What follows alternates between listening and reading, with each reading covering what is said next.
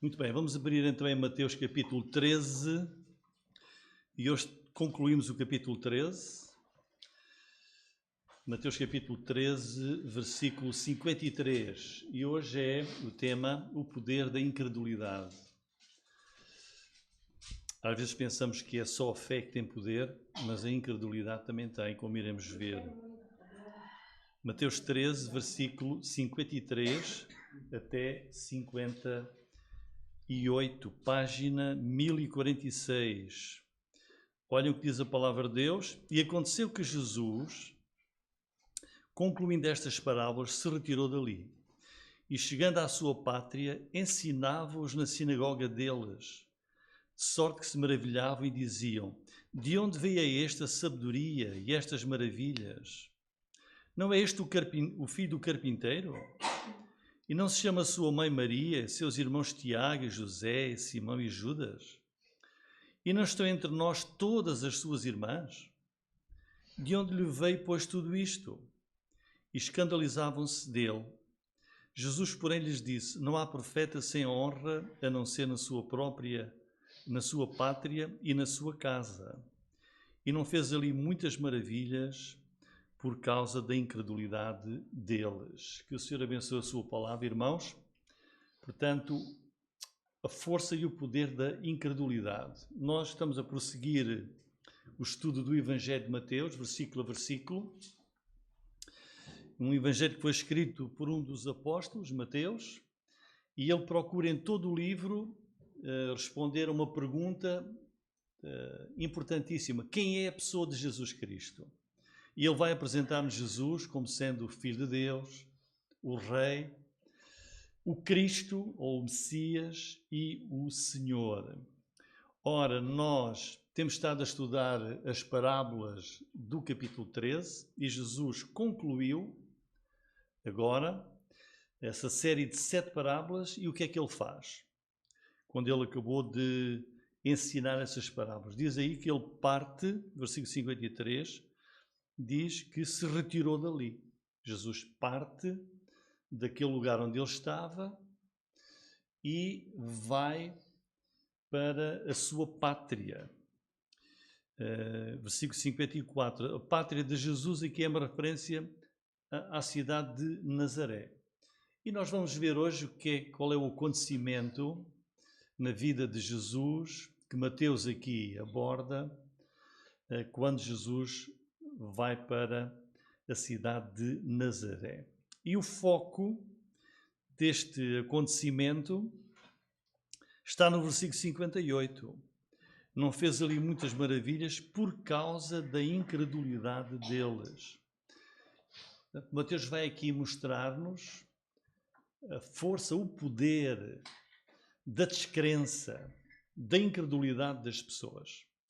Irmãos, Mateus escreve este evangelho com o objetivo de revelar a pessoa de Jesus e provar que Jesus Cristo é Rei, que Jesus é o Messias que tinha sido prometido desde séculos para trás e que tinha vindo, estava-se a cumprir a promessa. Quem estava ali era o cumprimento das promessas de Deus da chegada do Messias. E como é que Mateus faz isso?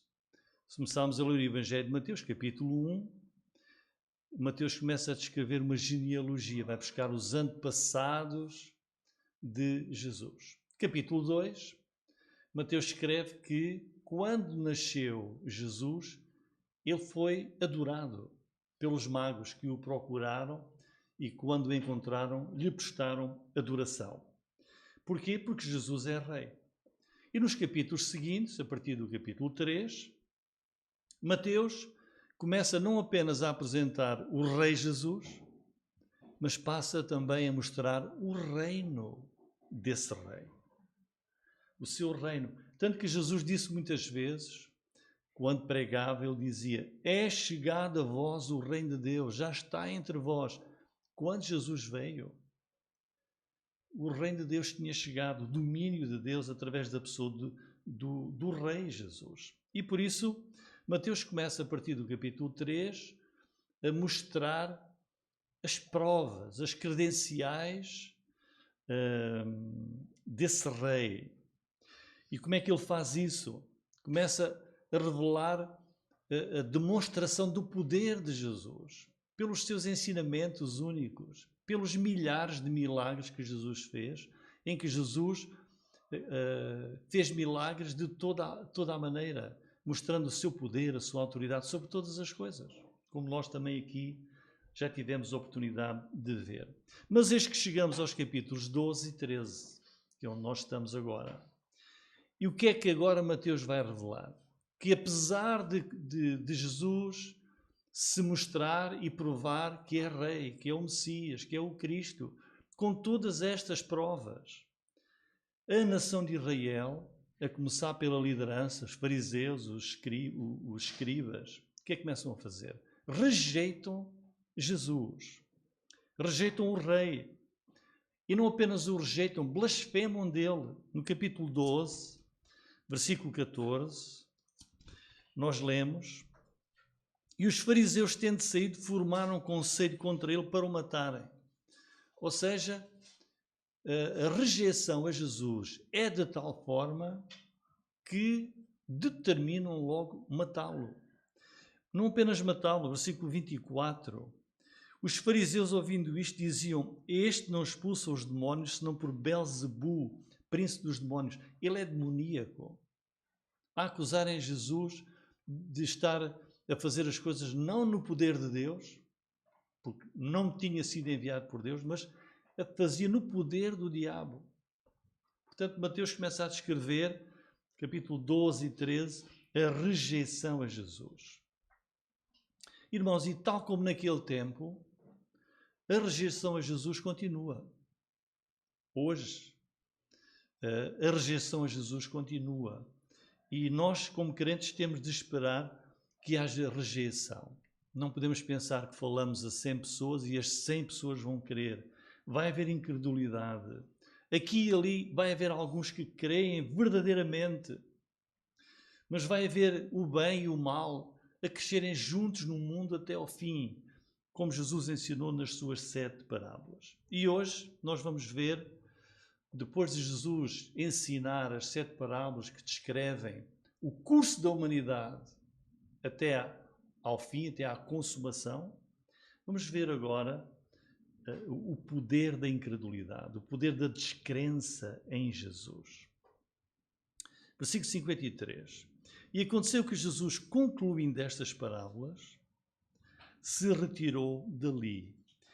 E chegando à sua pátria, ensinava-os na sinagoga deles, de sorte que se maravilhavam e diziam: de onde veio esta sabedoria e estas maravilhas? Ora, Jesus termina as parábolas e ele toma uma decisão, que é retirar-se dali e ir para a sua pátria, que é a cidade de Nazaré. Isto indica claramente que Jesus não está parado, ele está em movimento com o grupo dos apóstolos, a levar o Evangelho a todo lugar em Israel, juntamente com aqueles que ele está a preparar, a quem está a ensinar, que são os apóstolos. E agora o desejo dele, vejam, o plano dele é retornar à sua terra natal, que é Nazaré. Porquê?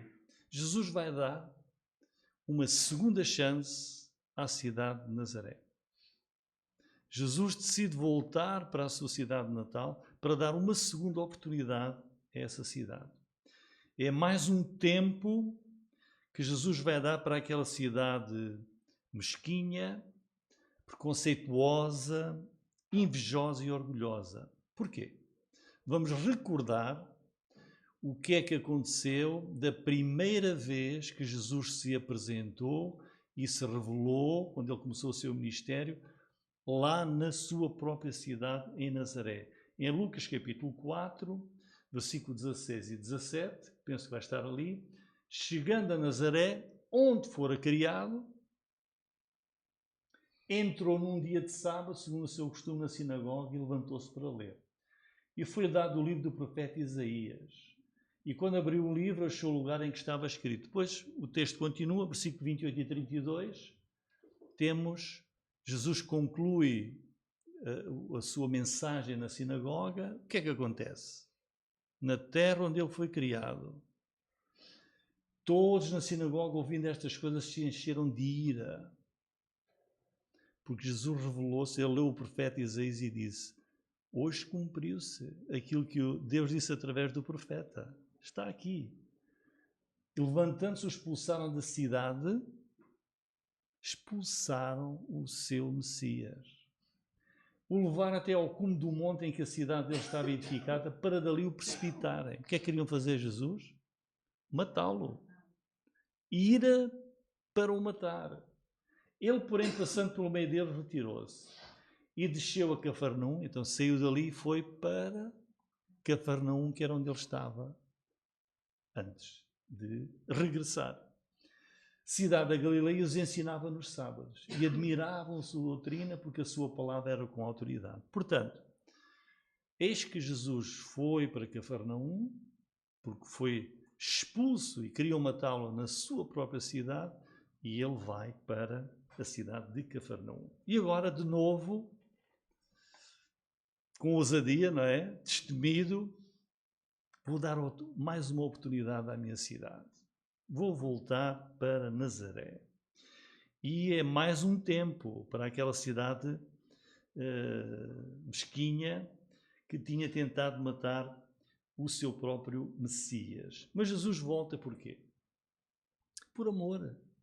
O que é que leva o Senhor Jesus a querer voltar para umas pessoas, para uma cidade onde fora criado, mas que, quando foi à sinagoga e foi pregar, o quiseram matar e estavam cheios de ira para com ele? É o amor de Jesus. Ele não foi lá a não ser por amor, por graça, por misericórdia, para junto daquelas pessoas que um ano antes, passou um ano, que Jesus saiu, foi para Cafarnaum, e ali, como sabem, era o quartel-general, era a casa de Pedro, e dali Jesus partia para naquela zona pregar o Evangelho. E ele vai voltar lá por amor. Capítulo 13, versículo 1, temos: tendo Jesus saído de casa naquele dia, estava sentado junto ao mar. Quer dizer, Jesus estava aqui na cidade de Cafarnaum, que ficava junto do mar da Galileia. Era a cidade do apóstolo Pedro, onde o Senhor Jesus passou grande parte do seu ministério. No capítulo 4, versículo 13, diz: deixando Nazaré, foi habitar em Cafarnaum, cidade marítima, nos confins de Zebulon e Naphtali.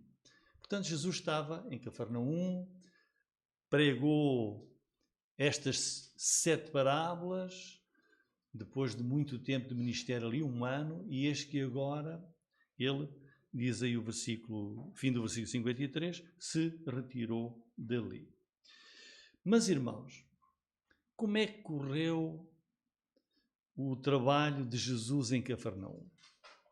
Nós vamos recordar a conclusão a que Jesus chegou de um ano de trabalho importantíssimo em Cafarnaum. No capítulo 11, versículo 23, o que é que Jesus diz? E tu, Cafarnaum, que foste erguida até ao céu, foste escolhida para teres o teu Messias um ano, serás abatida até ao inferno, porque se em Sodoma tivessem sido feitos os prodígios que em ti se operaram, teria ela permanecido até hoje. Este é Jesus um ano em Cafarnaum.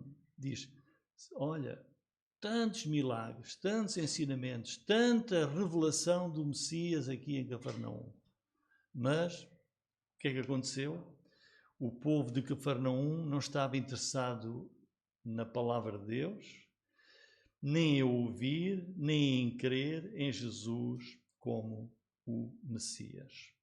Não creram. Então Jesus vai para Nazaré, a sua cidade onde ele nasceu, onde ele foi criado, e o que é que Jesus faz? Voltando lá para o capítulo 13, versículo 54, chegando à sua pátria, ele foi para a sinagoga, volta a ensinar na sinagoga deles, na mesma onde ele tinha ensinado um ano antes. Bom, qual é a reação inicial? Jesus vai para a sinagoga de Nazaré. Reação inicial, versículo 54. De sorte que se maravilhavam e diziam: de onde veio esta sabedoria e estas maravilhas? Ora, então, eles conheciam Jesus, ouviram pregar e as coisas que Jesus fazia, algumas maravilhas, ali, e então perguntavam: mas onde é que ele alcançou esta sabedoria e o poder para fazer estas maravilhas? Versículo 55, o que é que mais diziam? Mas não é este o filho do carpinteiro? Não se chama a sua mãe Maria, os seus irmãos, Tiago, José, Simão e Judas? E não estão entre nós todas as suas irmãs? Portanto, todas deviam ser quantas? Não eram pelo menos duas, mas todas as suas irmãs deviam ser muitas. Penso eu, não é? Não estão aqui todas as suas irmãs? De onde lhe veio pois tudo isto? Mas o que é que se está a passar aqui? Mas o que é que se está a passar aqui? Nós conhecemos bem toda a família de Jesus aqui na cidade, os pais dele. O pai dele, José, carpinteiro. Todos os seus irmãos. Ele é o filho do carpinteiro. Ele não é nada de especial, não é? Mas como é que é possível? Em João capítulo 7, versículo 15, nós lemos: os judeus maravilhavam-se dizendo: como sabe estas letras, não as tendo aprendido? João 7, 46, nunca homem algum falou como este homem. Portanto, vejam, a presença de Jesus, a presença, o seu ensinamento era uma coisa única, que deixava as pessoas maravilhadas, como diz aí, surpreendidas, porque Jesus era o rei, irmãos. Não era qualquer pessoa que estava ali a pregar, ele era o Messias. A presença de Jesus, a fala de Jesus, eram únicas. Jesus não se levantava para pregar e dizia o que todos diziam. Havia em Jesus autoridade, ele dizia o que mais ninguém dizia. Jesus era único. Jesus não dizia o óbvio de estar a repetir. Ele dizia, revelava coisas que eles nunca tinham ouvido, que nunca tinham visto. O poder de Jesus era grande. Era o mesmo poder ali em Nazaré, que era o poder de Jesus a pregar o Sermão do Monte e que ele usou para pregar às multidões em Jerusalém e noutros lugares. Era um poder que tinha uma convicção tremenda, porque a fala dele era com autoridade. Era uma riqueza de conhecimento. Por isso é que temos estas palavras. Maravilhava-se, mas de onde é que lhe veio esta sabedoria? Ele diz o que nós nunca ouvimos dizer. Porque Jesus falava a verdade de Deus.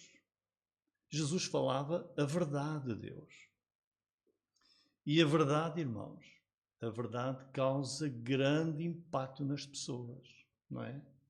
A verdade tem um poder muito grande, a verdade divina. E depois, a graciosidade, não é?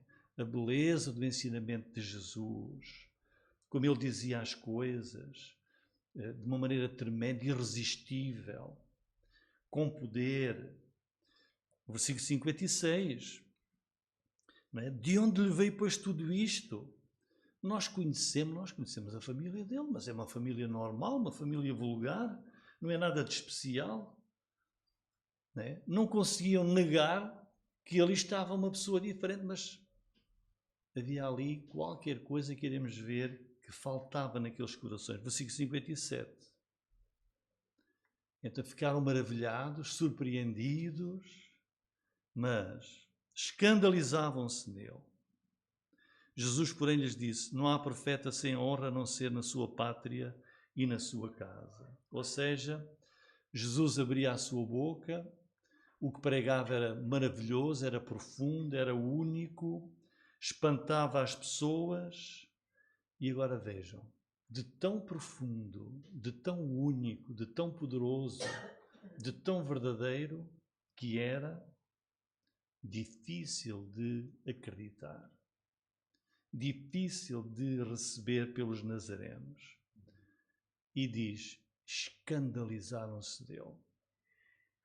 Ficaram ofendidos com Jesus. Ofendidos. Então, mas, o filho do carpinteiro, filho de Maria, escandalizaram-se, ficaram ofendidos com Jesus. E mais, eles não estavam minimamente interessados na palavra do Messias, na mensagem. Não queriam saber de nada. O que eles só tinham no coração deles estavam ofendidos, escandalizados com a pessoa que tinham à sua frente. Porque eles não podiam acreditar que uma pessoa da sua própria cidade, não é, pudesse ser quem se estava a apresentar lá na sinagoga. Não é? Como é que é possível? Chegou mais alto de todos nós. Não há ninguém igual a ele aqui da nossa cidade, um filho do carpinteiro. Não é? O que é que havia naqueles corações, irmãos?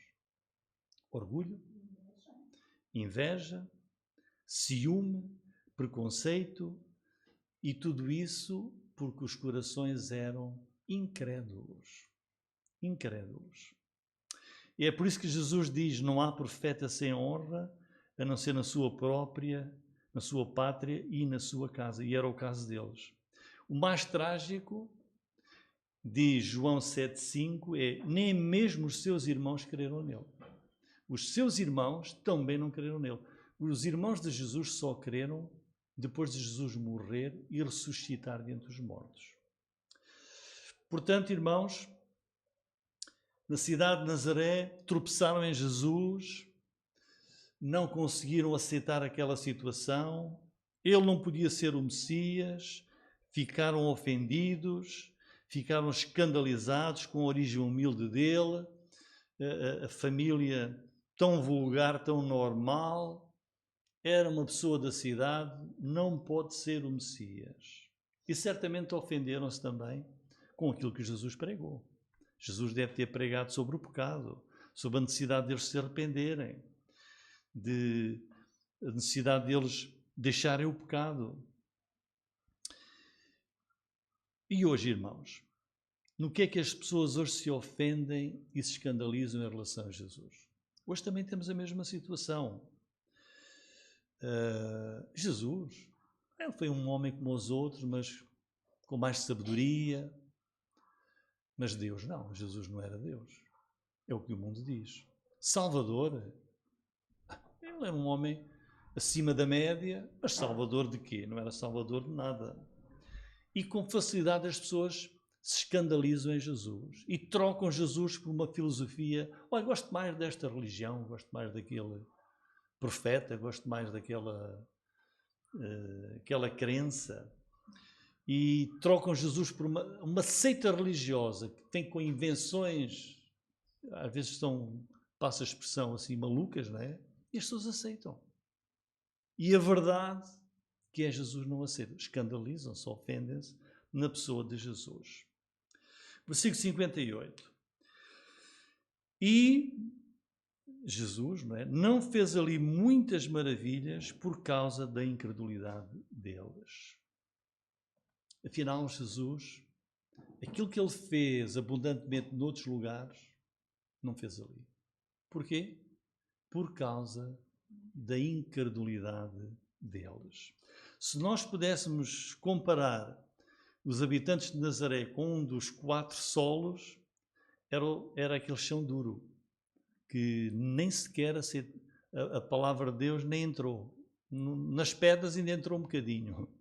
Onde havia espinhos também, mas no chão duro nada. Era o caso dos nazarenos. Chão duro sem resposta. E a conclusão final não foi de fé. Não há nenhuma fé nos nazarenos, mas total incredulidade. E agora gostava que nós pensássemos na fé e na incredulidade. Vamos começar pela fé. Acho que todos nós conhecemos o poder da fé. O poder da fé em Deus. A Bíblia tem um capítulo inteiro só sobre grandes homens de fé. Hebreus capítulo 11. O nosso Senhor Jesus disse, se tiverdes fé como um grão de mostarda, vais pedir a este monte para passar daqui para ali e é possível. Com fé podemos fazer o impossível. Olhem, exemplos. Noé creu em Deus, construiu uma arca para a salvação da sua família e dos animais num dilúvio que consumiu o mundo inteiro. Pela fé. Abraão creu em Deus e tornou-se o pai de uma grande nação, de Israel, e é o pai da fé. Daniel creu em Deus e lá na cova dos leões nem um arranhão ele sofreu. O rei Davi creu em Deus, jovenzinho, enfrentou e derrotou e matou o gigante Golias. Naamã, o leproso, creu e foi curada a sua lepra. Os filhos de Israel creram em Deus e as muralhas de Jericó ruíram e caíram. 3 jovens hebreus creram em Deus, permaneceram ilesos lá naquela fornalha de fogo, no livro de Daniel. É o poder da fé em Deus. A Bíblia registra no Novo Testamento, um leproso creu em Deus e Jesus curou. Um centurião romano creu e o criado dele foi curado à distância, porque ele creu em Jesus. Jairo teve fé e pela sua fé a sua filha que estava morta ressuscitou dentre os mortos. 2 cegos creram em Jesus e instantaneamente passaram a ver. É o poder da fé em Deus.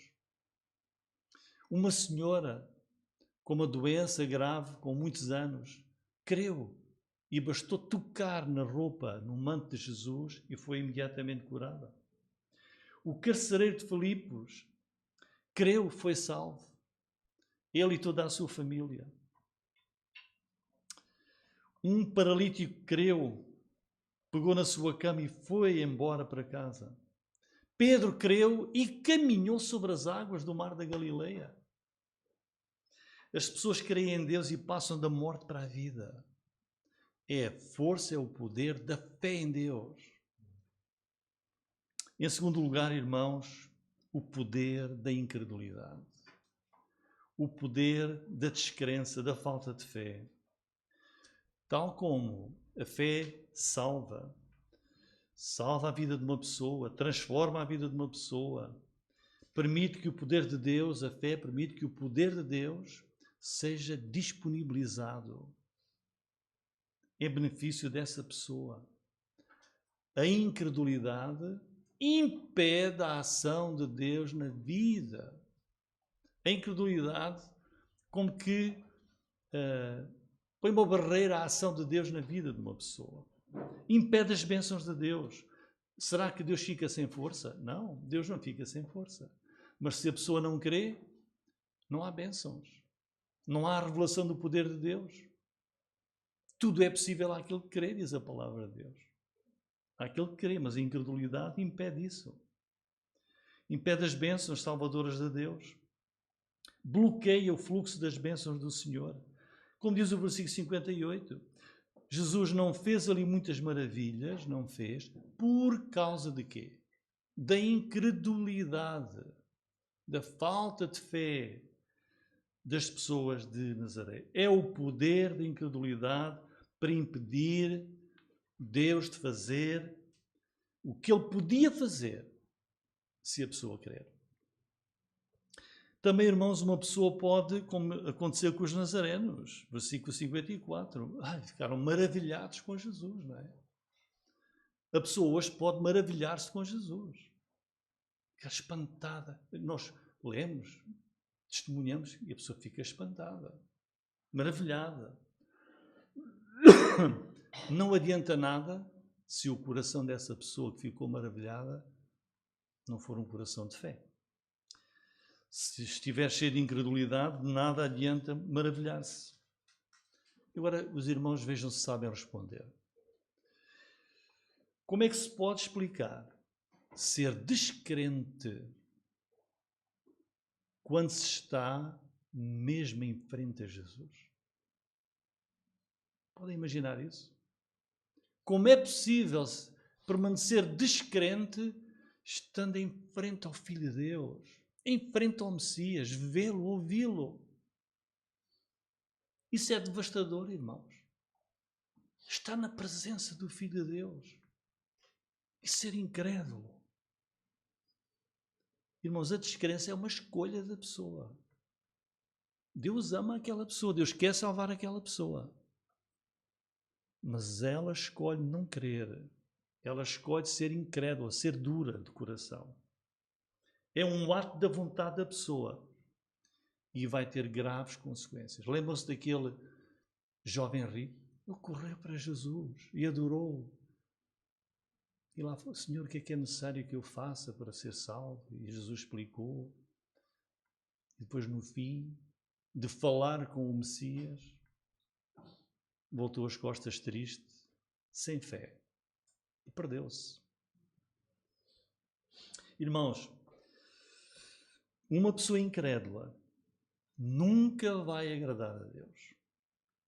Uma pessoa incrédula não vai receber nada de Deus. Uma pessoa sem fé está perdida eternamente. Vamos ler Hebreus 11, versículo 6.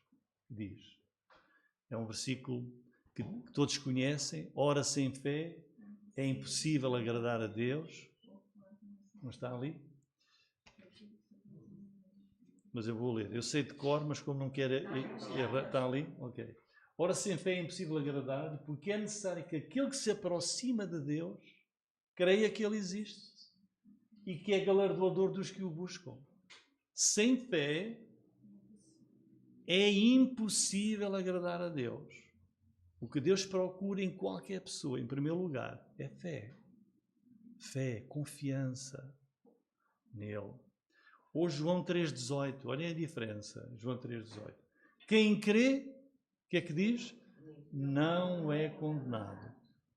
E o outro? Mas quem não crê, já está condenado. Porquê?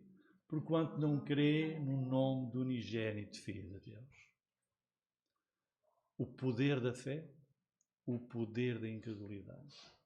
A fé traz a salvação, a incredulidade traz a condenação. Em conclusão, irmãos, vamos ficar todos avisados com o versículo que vai estar ali, que é Hebreus capítulo 3, versículo 12. Vede, irmãos, nunca haja em qualquer de vós um coração mau e infiel para se apartar do Deus vivo. Nunca. É um aviso a todo mundo. Nunca haja em qualquer de vós um coração mau e infiel, descrente, para se apartar do Deus vivo. Hoje nós vimos no texto de Mateus 13 o poder da incredulidade. Por isso, irmãos, que não haja corações duros, mas corações receptivos. Não haja corações que se ofendem, que se escandalizam com Jesus, mas corações que creem no Senhor, corações que o recebem. Que se manifeste, irmãos, não o poder da incredulidade, mas o poder da fé em Jesus, que permita ao Senhor salvar vidas, salvar almas para a eternidade. A fé, irmãos, tem o poder de trazer a vida eterna. Haja fé como a fé de Maria Madalena, que conheceu o Senhor e o seguiu até ao fim da sua vida. Haja fé como a vida de outras mulheres que seguiram Jesus, como vimos na escola dominical. Haja fé como a do centurião romano no dia da crucificação e disse: verdadeiramente este homem era o Filho de Deus. Irmãos, haja fé como o do ladrão arrependido na cruz, que recebeu logo: hoje mesmo estarás comigo no paraíso. Haja fé, irmãos, como a de Zaqueu. Haja fé como a fé da mulher samaritana.